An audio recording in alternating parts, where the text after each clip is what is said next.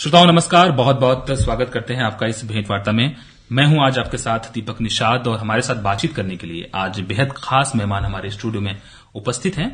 आप हैं ओम प्रकाश कुमावत जी, आप नर्सिंग ऑफिसर हैं, बुंदेलखंड गवर्नमेंट मेडिकल कॉलेज सागर से आप हमारे बीच आए हैं। आपका बहुत बहुत स्वागत है। बहुत बहुत धन्यवाद। श्रोताओं, हम बता दें कि 12 मई को प्रतिवर्ष हम अंतर्राष्ट्रीय नर्स दिवस मनाते हैं। तो आज के हमारे बातचीत का जो विषय है वो नर्सिंग दिवस के ऊपर ही केंद्रित है और इसी विषय पर हमने आज ओम प्रकाश कुमावत जी को आमंत्रित किया हुआ है। तो ओम प्रकाश जी, सबसे पहले हम आपसे ये जानना चाहेंगे कि अंतर्राष्ट्रीय नर्सिंग दिवस, इसका क्या महत्व है और इसके बारे में हमारे श्रोताओं को आप क्या बताना चाहेंगे? अंतर्राष्ट्रीय नर्सेस दिवस प्रति वर्ष 12 मई को मनाया जाता है। आधुनिक नर्सिंग की जनक फ्लोरेंस नाइटिंगेल की जयंती के उपलक्ष्य में यह दिवस मनाया जाता है। फ्लोरेंस नाइटिंगेल क्रीमियम युद्ध में दीन दुखियों रोगियों की सेवा के साथ साथ नर्सों को समाज में एक सम्मानजनक स्थान दिया था और उनकी जयंती में 12 मई को प्रतिवर्ष ये अंतर्राष्ट्रीय नर्सेस दिवस मनाया जाता है, जो समस्त नर्सों के कार्यों की सराहना एवं उनके योगदान को चिन्हित करता है। निश्चित रूप से, जैसे अगर हम डॉक्टरी पेशे की बात करें, चिकित्सक जगत की बात करें, तो डॉक्टरों की बहुत महत्वपूर्ण भूमिका होती है। जी सर। लेकिन नर्सों की जो भूमिका होती है, नर्सिंग ऑफिसर की जो भूमिका होती है, उसे भी हम नकार नहीं सकते हैं। जी। और उनके कार्यों को, उनकी सफलताओं को, उनकी मेहनत को नमन करने के लिए, उसको एक सम्मान देने के लिए, समाज में उसे स्थापित करने के लिए इस दिवस को मनाते हैं, ऐसा आपने बताया। जी जी।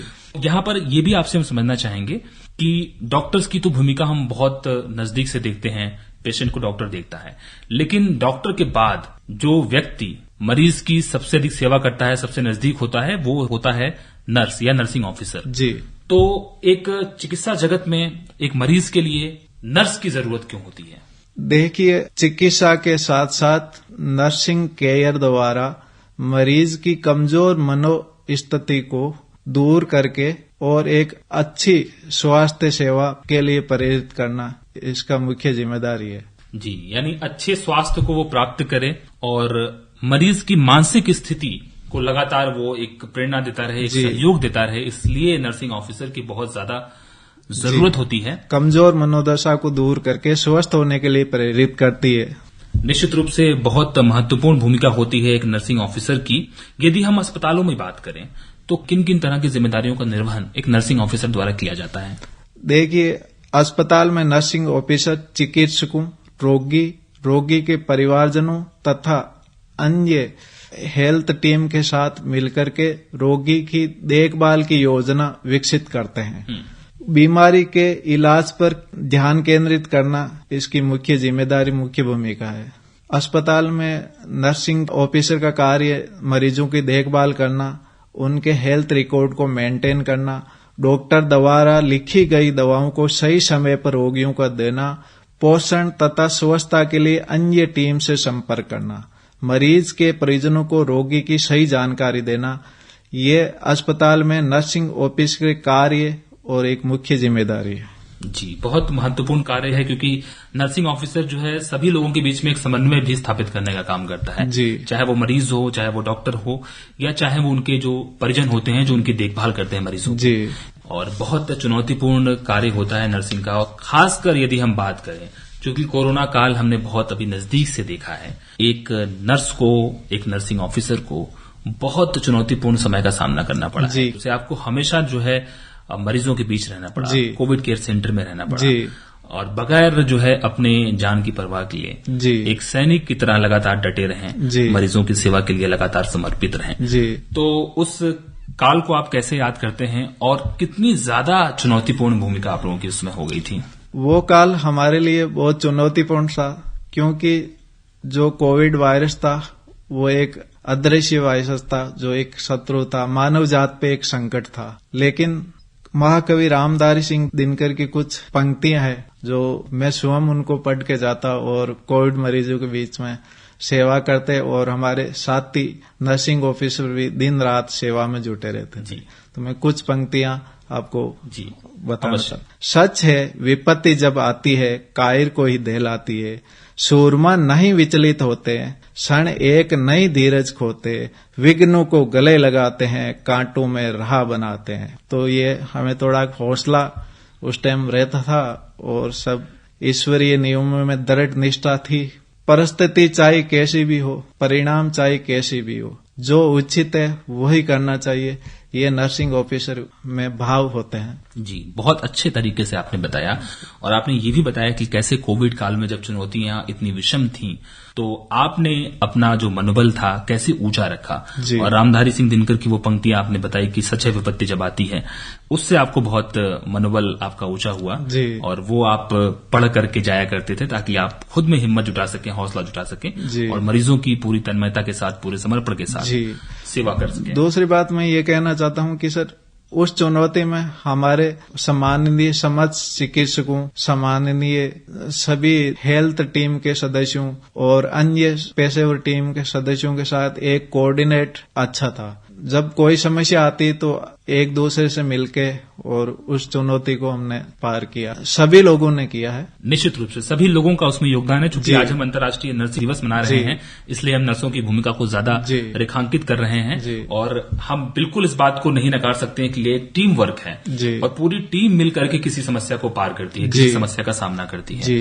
नर्सिंग एक ऐसा प्रोफेशन है जिसमें एक टीम भावना होनी चाहिए, चिकित्सकों के साथ, रोगी के साथ, परिवारजनों के साथ में तथा अन्य पेशेवर टीम के साथ मिलकर के ये कार्य करना पड़ता है, तब जाके हम रोगी की उचित देखभाल कर सकते हैं। ओम प्रकाश जी, हमने कोरोना काल की बात की और कोरोना के बाद एक चीज और बहुत उभर करके सामने आई। चूंकि आप नेत्र चिकित्सा विभाग से हैं तो सबसे ज्यादा जो कोरोना के बाद जो स्वस्थ होकर पेशेंट बाहर निकले थे, जो मरीज बाहर निकले थे, उनमें ब्लैक फंगस की समस्या आना शुरू हो गई थी और पूरी तरह से वो एक नेत्र चिकित्सा विभाग का एक विषय हो गया था।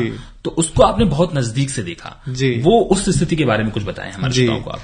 ये हमारे लिए एक दूसरी चुनौती आ गई जिसमें ये हुआ कि मरीज एक तो कोविड की परेशानी से जूझ के कहीं कहीं अस्पतालों से यहाँ आया है, तो वो पहले हमारी ओपीडी में आते थे। सामान्य चिकित्सकों के द्वारा कंसल्ट करने के बाद में हम उनकी काउंसलिंग करते थे वार्ड में जाने से पहले कि आप सही समय पर सही इलाज लेंगे और स्वस्थ होके घर लौटेंगे, क्योंकि ये मानव जात पे संकट है। अब ये कोविड के बाद दूसरी जो एक मुख्य बीमारी आई है जो ब्लैक फंगस है, तो इसके लिए विशेष रूप मरीजों की काउंसलिंग करना, उनके परिवारजनों को समझाना और वार्ड में भर्ती होने के बाद में मरीज स्वस्थ होके गए हैं और अच्छा ट्रीटमेंट भी मिला है उनको। अच्छा ट्रीटमेंट मिला है और इसी का परिणाम रहा कि बहुत ज्यादा कैजुअलिटी नहीं रही ब्लैक फंगस की और मरीज स्वस्थ होकर अपने घर गए हैं। और अन्य डिपार्टमेंटों से उनका संबंध था, ENT है, डेंटल है, मेडिसिन, लेकिन सभी नर्सिंग ऑफिसर मिलके, सभी सामान्य चिकित्सक मिलके और इस चुनौती को भी सामना किया। कोविड के बाद की उपजी जो है चुनौती ब्लैक फंगस की, उसको भी टीम वर्क ने ही उस चुनौती का सामना किया और बहुत सफलतापूर्वक उससे बाहर निकले। जैसा कि हमने अपने श्रोताओं को बताया ओम प्रकाश जी कि आप नेत्र चिकित्सा विभाग से हैं और नर्सिंग ऑफिसर हैं, तो यहाँ बात करना चाहेंगे पूरी तरीके से जो आई डोनेशन का कार्य होता है उसके बारे में हम केंद्रित करना चाहेंगे। तो 2021 में पहला जो आई डोनेशन हुआ सागर में, उसमें आपकी बहुत महत्वपूर्ण भूमिका थी तो उस अनुभव के बारे में सबसे पहले हमारे श्रोताओं को आप बताइए। जब हम 8 बजे ड्यूटी पहुंचे तो 8:40 में हमारे HOD महोदय जी का फोन आया था कि एक आई डोनेशन का कॉल आया है, तैयार हो। तैयारी हमारी पहले से ही थी, हमने जरूरी इंस्ट्रूमेंट और जरूरी दस्तावेज तैयार किए। जैसे ही हमारे साथ HOD महोदय पधारे और हम वहां पे गाड़ी लेके दानदाता के घर पहुंचे, तो नेत्रदान की प्रक्रिया मरणोपरांत होती है और ये प्रक्रिया मरने के तुरंत बाद 4 से 6 घंटे के अंदर होने चाहिए। ये एक महादान है, इसमें कॉर्निया का दान होता है और ये 10 से 15 मिनट के अंदर पूरी होती है। इसमें कॉर्निया को निकाल करके नेत्रहीन व्यक्ति को प्रत्यारोपित किया जाता है। कुछ लोगों की भ्रांति होती है कि आंखों का दान करने से चेहरा विकृत हो जाएगा, लेकिन मैं स्वयं के अनुभव से कहता हूं कि ऐसा नहीं होता। इसमें आंख का एक पारदर्शी भाग है जिसे कॉर्निया कहते हैं, उसका दान किया जाता है, तो इसमें कोई विकृति नहीं आती, चेहरे की बनावट में कोई परिवर्तन नहीं होता है तथा एक मरने के बाद निष्काम भाव से कॉर्निया का दान किसी नेत्रहीन 2 व्यक्तियों को मिलता है, तो उसके जीवन में अंधेरे से उजाला आता है। तो एक ये पुण्य का कार्य है। तो कुछ लोगों में भ्रांतियां अगले जन्म में अंधे होंगे, तो मरने के बाद भी अपनी आंखें संसार के नजारे को देख रही है और नेत्र दान प्राप्त करता व्यक्ति अपने समुचित क्षमताओं का उपयोग करके अपने लिए, समाज के लिए, देश के लिए वो विकास का कार्य करता है। तो ये नेत्रदान महादान है, पुण्य का कार्य है। आज अंतर्राष्ट्रीय नरसेज दिवस पर मैं ये कहना चाहता हूँ कि ज्यादा से ज्यादा नेत्रदान के लिए संकल्प लें और मरणोपरांत दान है और गुप्त दान है, पुण्य का कार्य है। जी, निश्चित रूप से बहुत पुण्य का कार्य है और बहुत महत्वपूर्ण कार्य है। जीते जी तो आप अपने परिवार के संपर्क में रहते हैं, समाज के संपर्क में रहते हैं और बहुत कुछ जो कुछ आप कर सकते हैं लोगों के लिए वो करने का प्रयास करते हैं, करते भी हैं। लेकिन मरने के बाद भी आप लोगों के लिए बहुत कुछ कर सकते हैं जी। आप नेत्रदान के माध्यम से किसी के परिवार में, किसी के जीवन में रोशनी ला सकते हैं। बिल्कुल। और ये कितना बड़ा पुनीत कार्य है, केवल सोच के ही आप इसका अंदाजा लगा सकते हैं। बहुत अच्छा कार्य है सर। मैं ऐसे जो नेत्रदान में उस परिवार को नमस्कार करता हूँ, धन्यवाद देता हूँ जिन्होंने मरने के बाद एक व्यक्ति द्वारा 2 व्यक्तियों की जिंदगी में रोशनी को लाया है। और सभी को निश्चित रूप से इसमें आगे आना चाहिए। और जो काम हम किसी व्यक्ति के जीवन में अंधता को अगर हम दूर कर सकते हैं अपने छोटे से एक प्रयास से, वो भी मरणोपरांत आप बता रहे हैं कि ये किया जाता है। लेकिन आप हमें यहाँ पर ये बताइए ओम प्रकाश जी कि नेत्रदान करने वाले व्यक्ति को क्या स्वयं से कोई संकल्प पत्र भरना पड़ता है? किसी की अचानक डेथ हो जाती है और उनके परिजनों की इच्छा होती है, उनकी ख्वाहिश थी तो नेत्रदान कराना है, तो आप नेत्रदान की प्रक्रिया कर सकते हैं। इसके लिए नजदीकी आई बैंक में संपर्क करना होता है। वहां से आई बैंक टीम आएगी और जो फर्स्ट डिग्री रिलेटिव है, जैसे उनके बेटा बेटी है, भाई बहन है, माता पिता है, ये कोई भी सहमति देके और उस नेत्रदान की प्रक्रिया को आसानी से करा सकते हैं। नेत्रदान में दान करता तथा दान लेने वालों की जानकारी नहीं बताई जाती है। ये एक तरह का गुप्त दान है सर। जी, निश्चित रूप से ये महादान होने के साथ साथ गुप्त दान भी है और आपकी जानकारी पूरी तरीके से ये गोपनीय रखी जाती है। यहाँ पर कौन कौन से वो व्यक्ति हैं जो पात्र हो सकते हैं नेत्रदान के लिए? नेत्रदान के किसी भी एज सेक्स लिंग के व्यक्ति दान कर सकते हैं। ज्यादातर 2 वर्ष से ऊपर के किसी भी आयु के लोग मरने के बाद में ये दान कर सकते हैं। 2 वर्ष से छोटे बच्चों में इसलिए उनको प्रोत्साहित नहीं किया जाता क्योंकि उनकी सेल्स होती है वो कमजोर होती है और इलास्टिक होती है। बाकी 2 वर्ष से लेके ऊपर तक मरणोपरांत कोई भी व्यक्ति नेत्रदान कर सकता है। जिनको मेडिकल इलनेस है, जैसे डायबिटीज है, शुगर है, थायराइड है, वो भी नेत्रदान कर सकते हैं। जैसे HIV, AIDS, septicaemia, tetanus, rabies, cancer, tumour, ये व्यक्ति नेत्रदान नहीं कर सकते मरने के बाद में।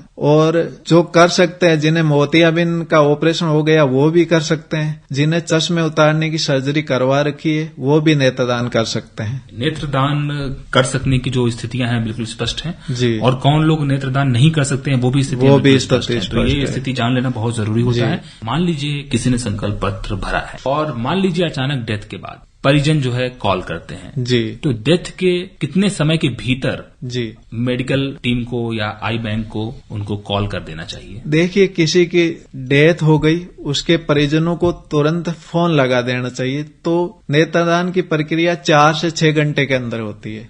तो नेत्रदान की टीम जाएगी। उससे पहले जो नेत्रदान के लिए इंफॉर्मेशन देने के लिए कॉल करेगा उसको नेत्रदान टीम द्वारा कुछ इंस्ट्रक्शन दिया जाएगा, जैसे आंखों को बंद करके रखना, आंखों के ऊपर गीली रुई रखना और सिर के नीचे तकिया लगाना और जिस कमरे में वो व्यक्ति जिसकी डेथ हुई है वहां का फैन बनकर ताकि नमी बनी रहेगी। और आई बैंक की टीम तुरंत जाएगी और नेत्रदान प्रक्रिया पूरी कर लेगी। नेत्रदान प्रक्रिया पूरी करने के बाद में उनको एक एप्रिसिएशन सर्टिफिकेट भी दिया जाएगा और उनके रिलेटिव से सहमति भी ली जाएगी। ये आवश्यक फॉर्मेलिटीज है, आवश्यक कार्रवाई है, वो भी की जाएगी। औपचारिकताएं पूरी करने के बाद ही बिल्कुल बिल्कुल। ये चलिए, बहुत अच्छा लगा आपसे बात करके Om Prakash Kumawat ji, nursing officer Bundelkhand medical college से आप हमारे बीच आए और आपने तमाम जो नर्सों की भूमिका है, कई बार पर्दे के पीछे से काम करते हैं, लेकिन नर्सिंग दिवस के अवसर पर आपने एक नर्स की क्या भूमिका होती है, एक नर्सिंग ऑफिसर की क्या भूमिका होती है,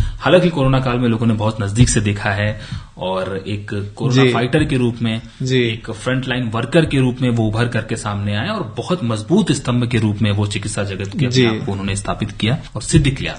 और हर किसी के मन में नर्सिंग ऑफिसर के प्रति जो प्रेम है, जो स्नेह है, जो सम्मान है, जो समर्पण है, वो बहुत उमड़ करके सामने आता है। बहुत बहुत शुक्रिया अदा करना चाहते हैं कि आपने वक्त निकाला, हमारे बीच आए। बहुत बहुत शुक्रिया आपका। जी, आपको भी बहुत बहुत धन्यवाद और शुभकामनाएं।